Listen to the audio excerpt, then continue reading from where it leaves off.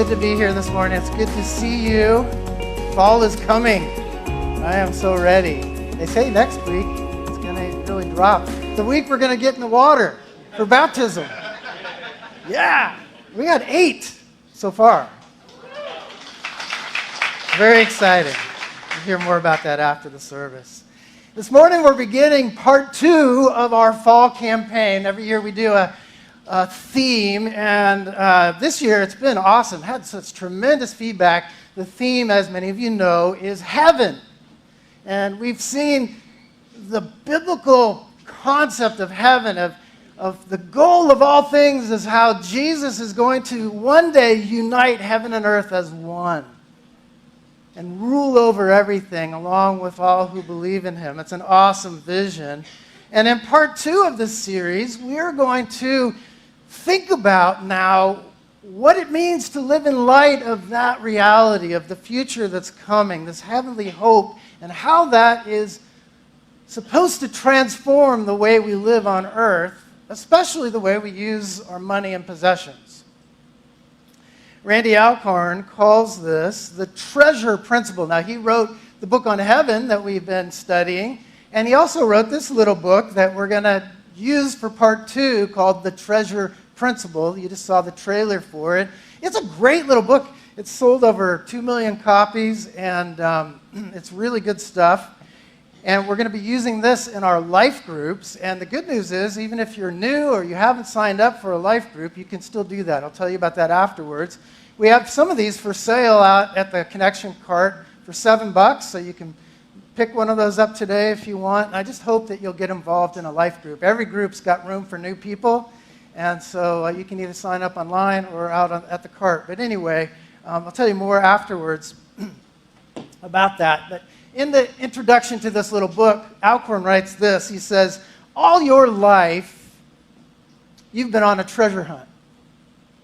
You've been searching for the perfect person and the perfect place. If you're a Christian, you've already met that person, Jesus, and you're headed to that place, heaven. But there's a problem. You're not yet living with him in that place. And so the vital question before us is, how do we live as those destined to be with the perfect person, Jesus, in the perfect place, heaven? In other words, how should our hope in that heavenly treasure affect the way we use our earthly treasures? John D. Rockefeller, one of the wealthiest men America ever produced, after he died, someone asked his accountant, so, how much did he leave? To which his accountant said, all of it. All of it. You've heard the saying, you never see a hearse being pulling a U-Haul. Why? Because you can't take it with you. So the question is, how do we respond to this really undeniable reality that our worldly possessions and money is going to be left behind when we die?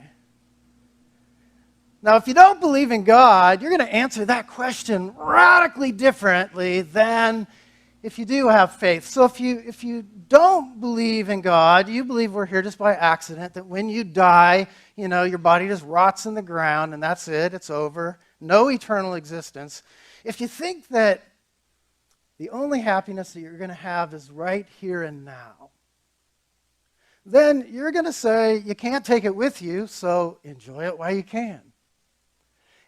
Or as the old bumper sticker says, whoever dies with the most toys wins. But what if the real story of the world is a different story? What if Jesus is right? That we all are created by God so that everything we have belongs to him, comes from him as a gift. And what if this world has fallen due to sin, but someday Jesus is coming back and he is going to renew it, redeem it, and bring a new heaven and earth? What if it's true you can't take it with you, but you can use your worldly wealth in such a way that you can send it on ahead of you. That's the treasure principle up on your screens, or you can fill in the blanks if you got a bulletin insert. It's simply this. The treasure principle, according to Alcorn, which I think is biblical, is you can't take it with you, but you can send it on ahead. You can't take it with you, but you can send it ahead. So Jesus teaches that whatever you hold on to in this life will be lost. But the things you trust God, you give to God, you put into his hands can be yours for eternity. You can't take it with you, but you can send it on ahead. All right, so if you're visiting, I know what you're thinking. Oh boy. Why did I come to this church? Here's the pastor. He's going to talk about money. He's going to ask me for money. I promise I'm not going to ask you for money. Do you know that Jesus, there's no record of him ever asking for money in the New Testament? Because he asked for something far more valuable. He asked for your heart. And he knows that if he has your heart, if your heart's devoted to Jesus, your money's going to be devoted to him as well. And that's why Jesus actually talks more about the subject of money than almost any other subject, more than heaven, more than hell. And so we're going to take a look at one of the things he says that's based on this treasure principle in the Sermon on the Mount. Let's take a look at Matthew 6, verse 19 to 24. We're going to look at a different version this morning, the New King James Version, which we usually don't use, but I like this one for this scripture. This is Jesus speaking to us. He says, "Do not lay up for yourselves treasures on earth where moth and rust destroy and where thieves break in and steal. But lay up for yourselves treasures in heaven where neither moth nor rust destroys and where thieves do not break in and steal. For where your treasure is, there your heart will be also. The lamp of the body is the eye. If therefore your eye is good, your whole body will be full of light. But if your eye is bad, your whole body will be full of darkness. If therefore the light that is in you is darkness, how great is that darkness? No one can serve two masters, for either he will hate the one and love the other, or he will be loyal to the one and despise the other. You cannot serve God and mammon." So Jesus tells us to store up treasures in heaven where they can't be lost, not on earth where they just rot and decay or are stolen by thieves. He says, if you invest in the eternal, not the temporal, that you are storing up treasures in heaven that will be waiting for you, paying eternal dividends, so to speak. Alcorn, it's an interesting comparison. In the book, he compares Jesus to the eternal financial planner. I know some of you are financial planners, and what does a financial planner do? Well, one of the things they do when they counsel you with money is they tell you can't think about the short term, right? Think long term. You know, you can't think about what the market's going to do in 3 months or even 3 years. You got to stomach it, the ups and the downs of the market, for 30 years, not just 3 months or 3 years. And Alcorn compares Jesus to the ultimate investment counselor. He says 30 years is far too short. Jesus tells us to think about 30 million years. You are investing in Jesus' eternal fund that never stops paying dividends. That's the first point this morning. If you want to fill in the blank up on your screens, Jesus wants you to be a wise investor who has an eternal vision. So investment is about forecasting the future. Right? We try to predict what's going to happen to see maybe what others can't see. Now, it's been fascinating. Have any of you followed what's happening with cryptocurrency? It's very fascinating what's going on here. So if you don't know, cryptocurrency is a digital or virtual currency that doesn't exist physically. It's out there in cyberspace. It's invisible, but it's real money. And many predict that cryptocurrency is going to be the currency of the future. That eventually, there's a lot of reasons why it's very convenient. You can just transfer it immediately across the world, and it cannot be counterfeited. So it's fascinating. So imagine, though, if you were to, take your hard-earned money out of the savings, the stuff that you can hold in your hands, and you invest it in this digital cyberspace. That takes a lot of faith, doesn't it? That sounds risky. It's been shocking, though, for those who have stepped out and done some investing here. There have been many stories since 2009 when Bitcoin was released of millionaires that have invested in Bitcoin. My favorite is about a young guy who was 12, named Eric Finman. So when he was just 12, his grandma gave him $1,000. Now, when you were 12, what would you do with $1,000? Video games, I don't know. You'd blow it on something. I know, maybe save it for a car or something. Well, what did he do with his grandma's $1,000? He put it all into Bitcoin. Why did he do it? Well, his motivation wasn't great. He told his parents, he made a bet with his parents. He said, if I become a millionaire before I'm 18, then I don't have to go to college. And they thought, this is a safe bet, We'll humor him. Well, guess what? Eric's not going to college. When he turned 18, he had over $1 million. He invested and reinvested all in Bitcoin. Now, the moral of the story is not invest in Bitcoin, okay? It's still pretty risky, volatile. That's not the point here.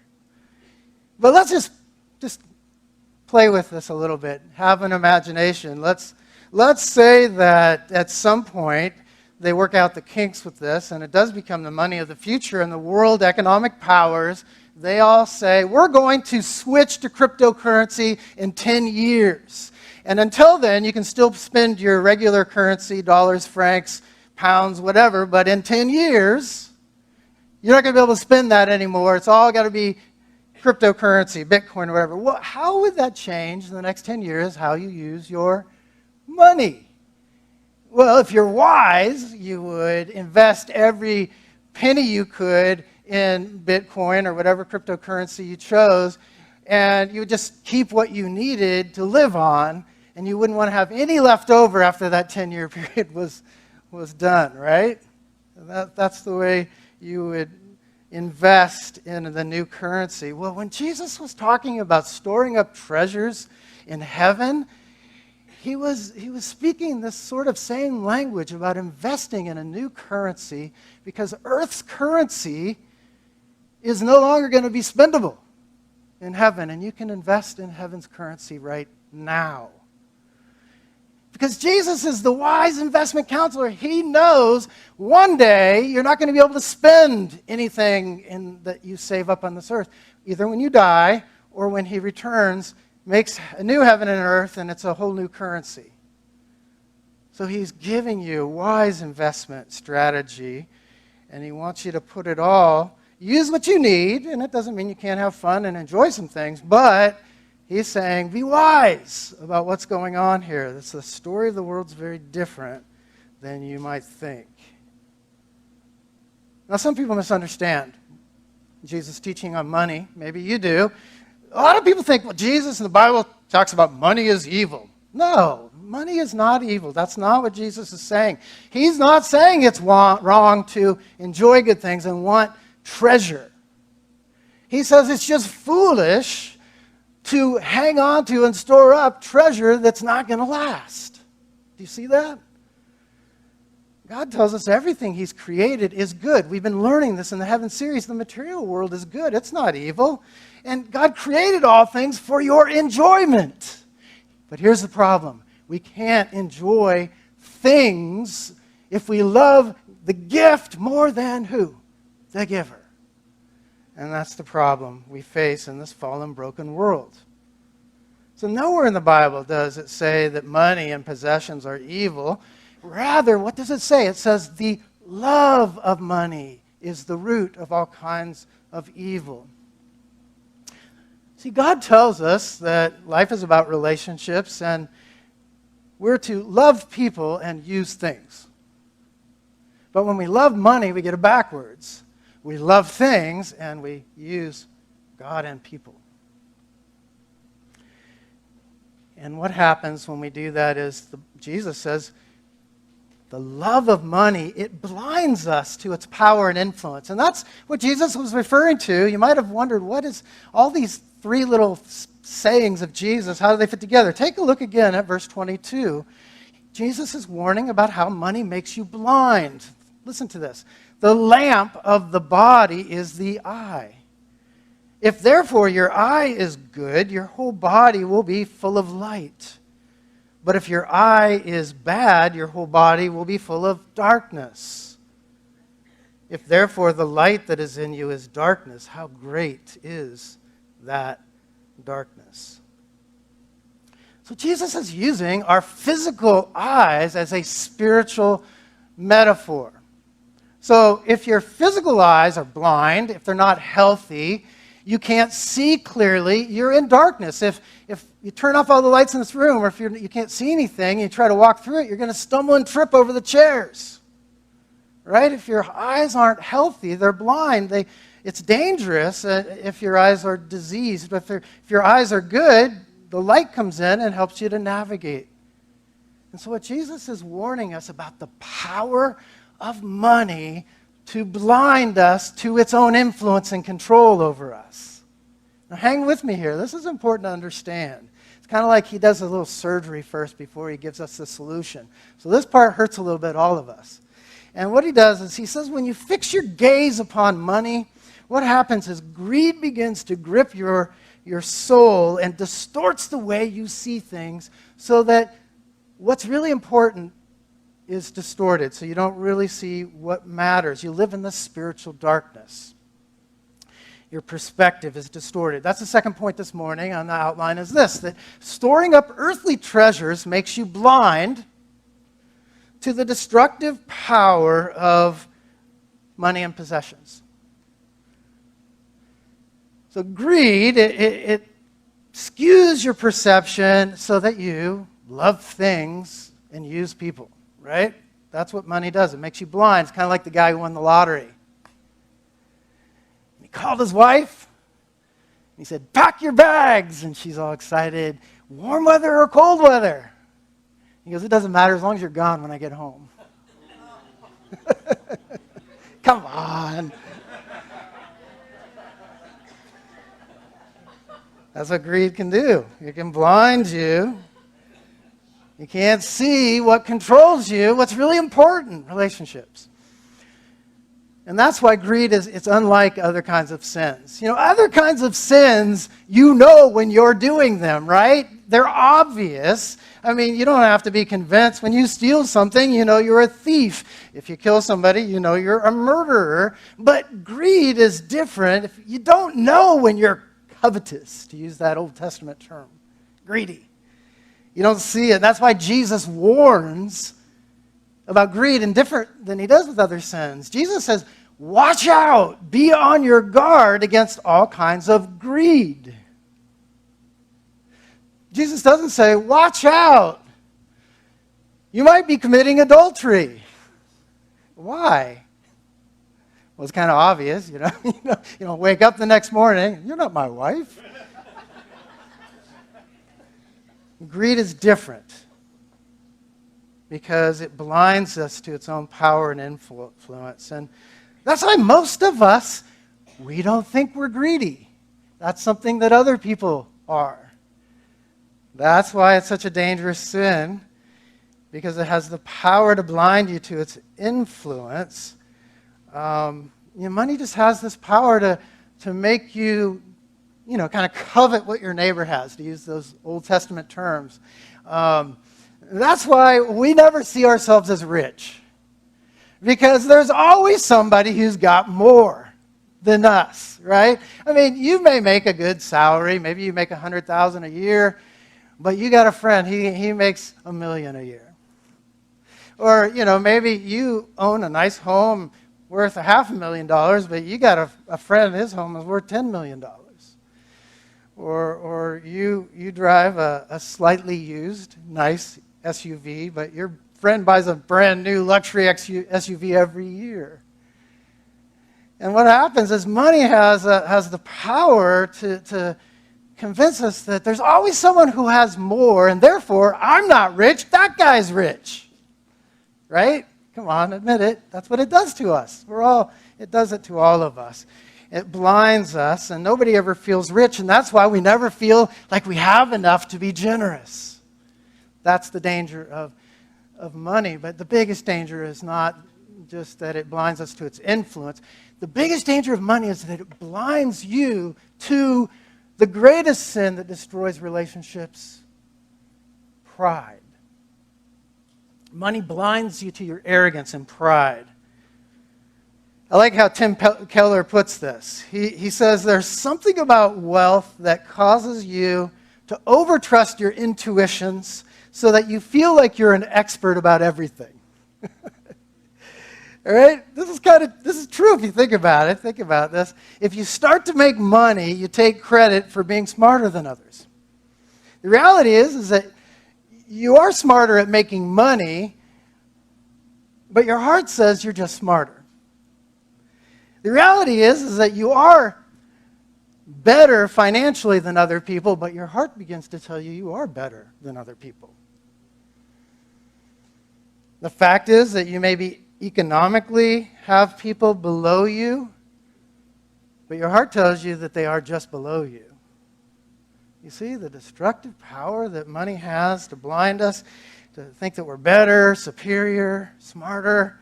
It has the power to blind us to this, and it kills relationships, because there is nothing more important to relationships than humility. Think about this. If you can't admit you're wrong, you're not going to have many friends for very long. If your motto is my way or the highway, you're not going to have lasting friendships. What's worse, if you can't admit you're wrong to God, your sin, you can't have a relationship with Him.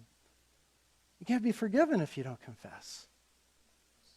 So money makes us blind to pride, and that destroys relationships, and it makes us love things, use people, and that's why Jesus warns us that you can't love both God and money.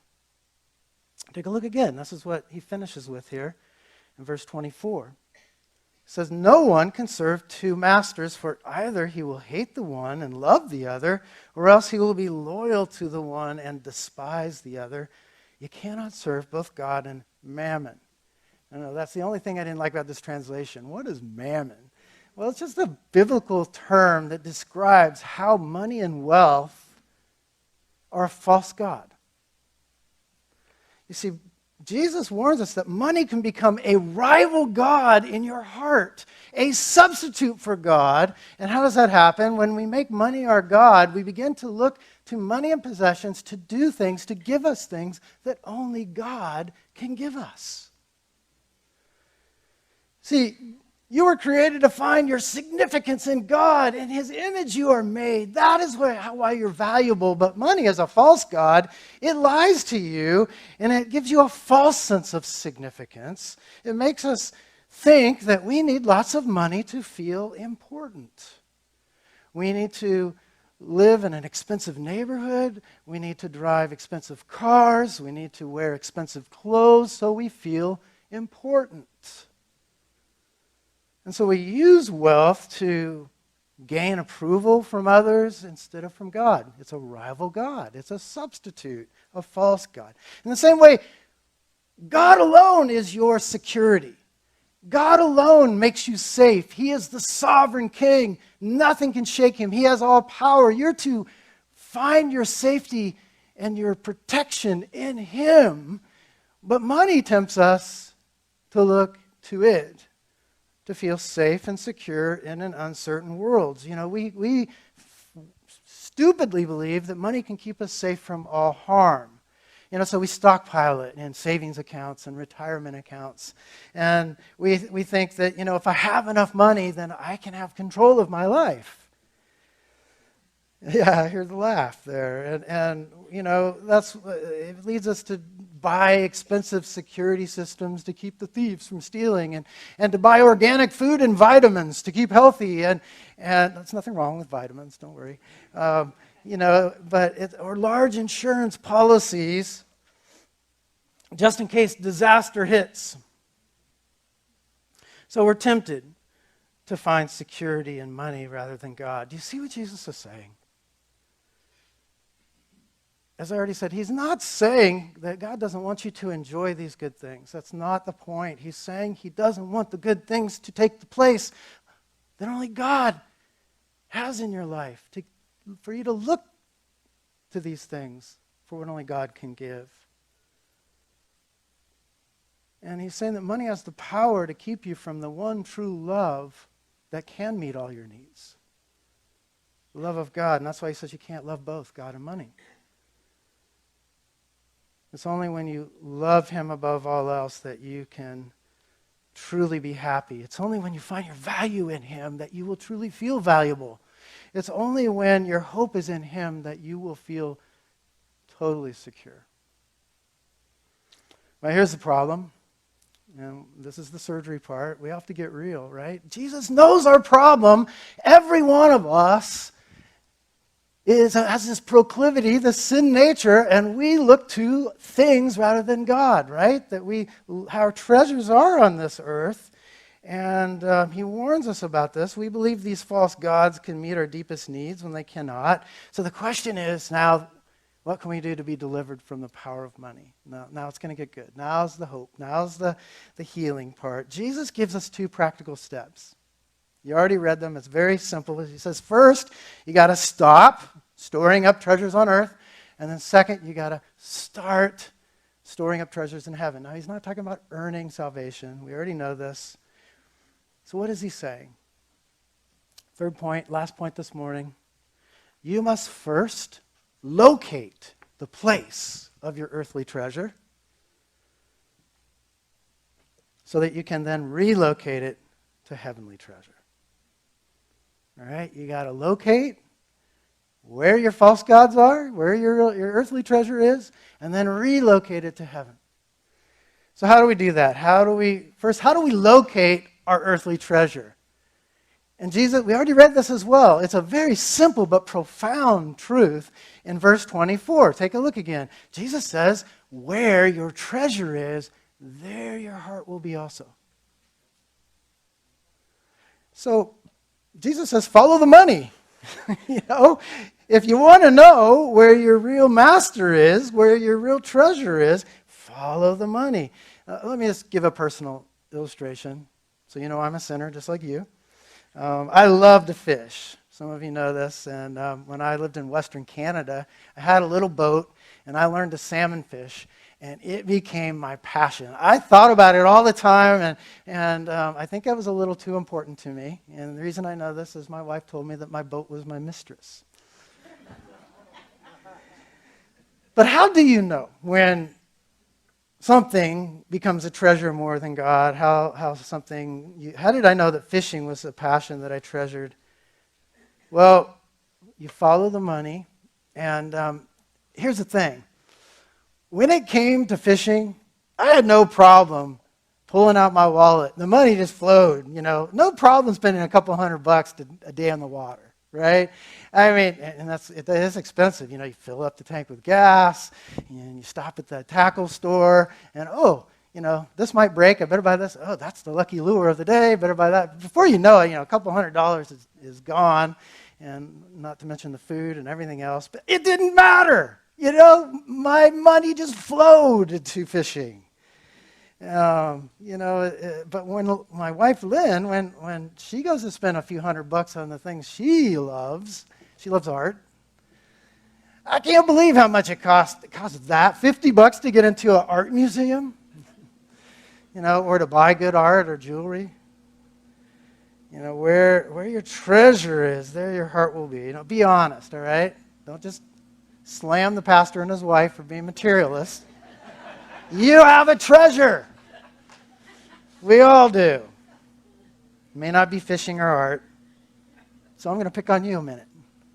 What is your treasure? Maybe you love cars. All right, I can't relate. I don't care about cars. It's obvious. I drive a 19-year-old car that still has a cassette player in it. So I think of buying a new car as a waste of money. But, if you love cars, then you think nothing of buying the latest model and upgrading and fixing it. All right, so maybe that's not you. Maybe you love clothing. Uh-oh, here it comes. Maybe you like the feeling of looking good, being admired, finding the approval from others. So it's nothing for you to drop a few $100 on an outfit. So Jesus says what you do with your money, it reveals where your heart rests. Do you see it? It's what you're looking. It's like a map for your soul. And if you want to know your real master, you got to follow the money. It reveals where your heart rests. And as I said, there's nothing wrong with fishing or clothing or cars unless you begin to spend more on those things than on ministry and helping the poor. That's how you know. Follow the money. Where's your God? What's taking the place of God in your life? There's another thing that Jesus shows us, though, to locate your false treasure. It's interesting. He says it, you have to think about this, but remember when he said, don't store up for treasures on earth, and he uses these weird terms where moths and rust destroy. That's because treasures back then were fancy clothing and gold and things like that, and thieves steal. He says, don't store up treasures on earth, because earthly treasures fall apart. That's the point he's making. Earthly treasures are fragile. They make your life fragile and insecure. That's what false gods do. They give you a false sense of security. If you make your self-worth dependent upon your net worth, you'll never feel worthwhile. Money seems like it can give you significance, but if you find your significance in your ability to make money, you know what? You're going to become an arrogant person that nobody likes. Your ego will be fragile. You'll appear confident, but you're going to be deeply insecure.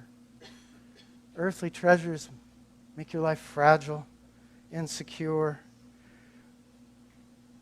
And your friendships will be shallow, because you're never going to know if people love you or they just love being around you because they're using you for something.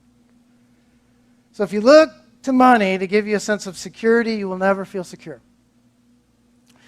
If you think, I have enough money that even if I lose my job, I'll be okay. Guess what? I've lived long enough, and so have many of you, to know there's a lot of things a lot worse in life than losing your job, that money can't help you with, that only God can help you with. Money can't deliver you from a debilitating disease, can't deliver you from being betrayed by a close friend or a spouse. And ultimately, the ultimate enemy, money can't do anything about death. Only God can safely navigate you through the real tragedies in life. Earthly treasures fall apart when we need them the most. They're false gods. They make you insecure. So, you've got to locate them, follow the money, and then look where your life is falling apart. And I promise you, underneath that, if you look hard enough, there'll be a false god there that makes you insecure. But once we locate our earthly treasure, then how do we relocate? This is the gospel. This is the good news.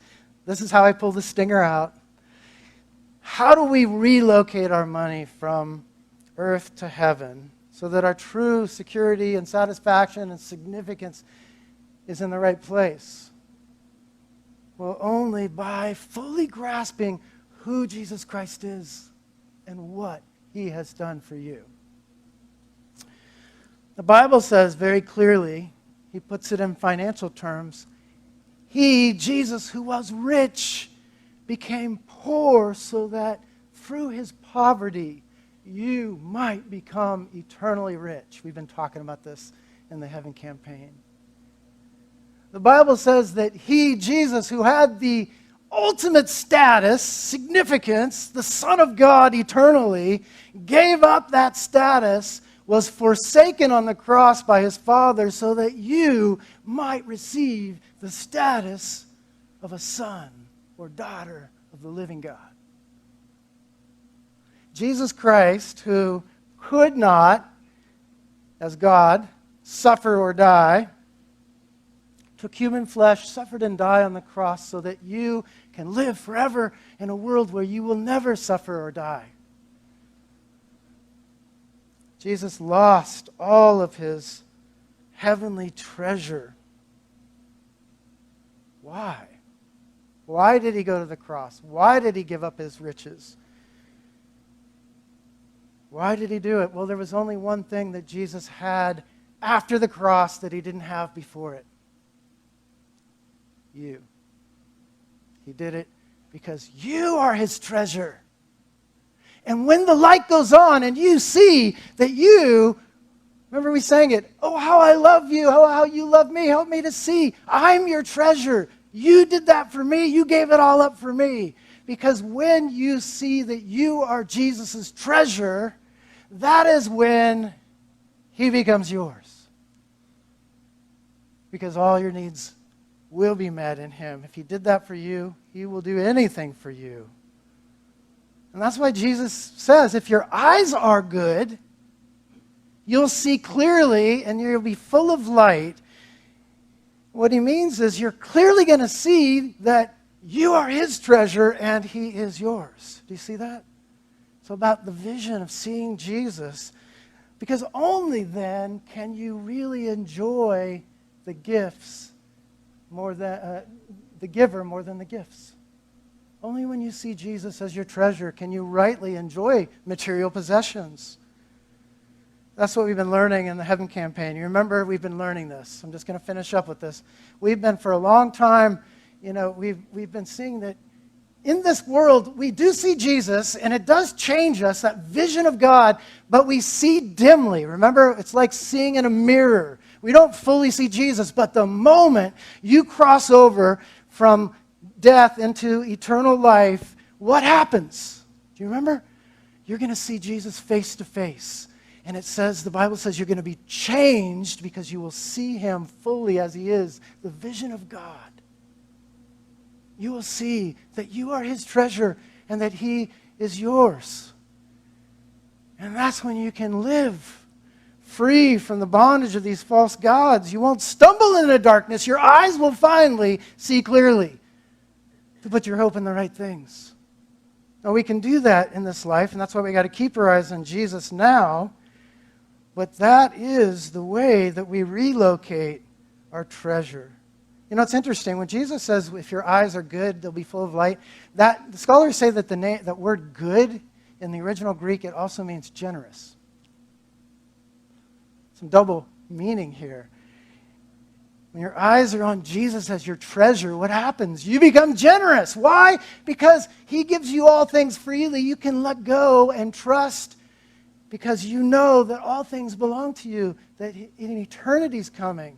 And the more you give away, the more you are storing up in heaven.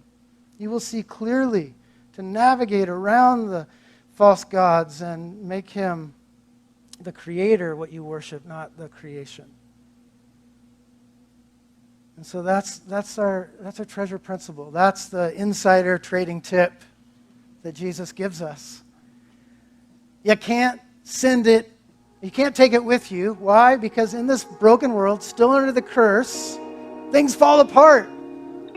Because you love the creation more than the creator. But you can send it on ahead to that place when there's a new currency. And if you're wise, and I hope you're wise, you will invest in that world. The question is, where is your treasure? I've had to ask myself that. Heaven and earth. Let's pray.